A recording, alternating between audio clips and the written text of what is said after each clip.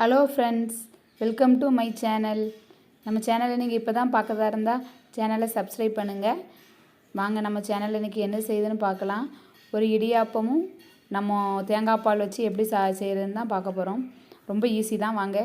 இந்த மாதிரி மாவு நீங்கள் வெறும் பச்சரிசி மாவு தான். ஏற்கனவே நான் பச்சரிசி நனைய வச்சு நல்லா வெயிலில் காய வச்சு திரித்து வச்சுருக்கேன். இந்த மாதிரி சாஃப்டாக நீங்கள் நல்லா பிணைஞ்சி வச்சுக்கோங்க. நீங்கள் நார்மல் வாட்டர்லேயே இது நல்லா பிணைஞ்சி வச்சுக்கலாம். இந்த மாதிரி லகுவாக இருந்தால் தான் நம்ம அது பிழிகிறதுக்கு ஈஸியாக இருக்கும்.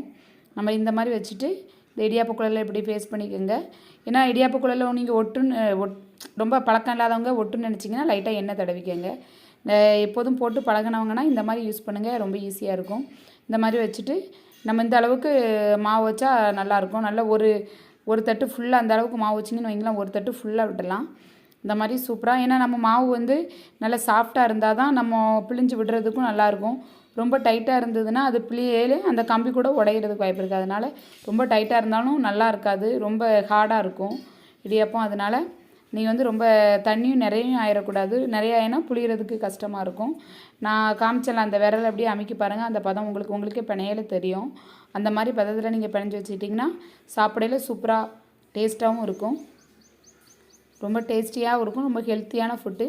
உங்கள் வீட்டில் கண்டிப்பாக இதை நீங்கள் ட்ரை பண்ணுங்கள். ரொம்ப ஈஸி. ஆனால் இட்லியை விட இது குக் ஆகிறதுக்கு ரொம்ப டைம் ஆகாது. இட்லியை விட ஒரு 5 மினிட்ஸ் இது குயிக்காகவே குக் ஆகிரும். அதனால் இட்லி டைமில் வைக்காதீங்க. நல்லா குக் ஆகிட்டு நல்லா ஆவி வந்துட்டால் நல்லா சீக்கிரம் குக் ஆகிரும். இதுக்கு சாம்பார் வச்சு சாப்பிட்டா இது தேங்காய் பாலை விட ரொம்ப நல்லாயிருக்கும்.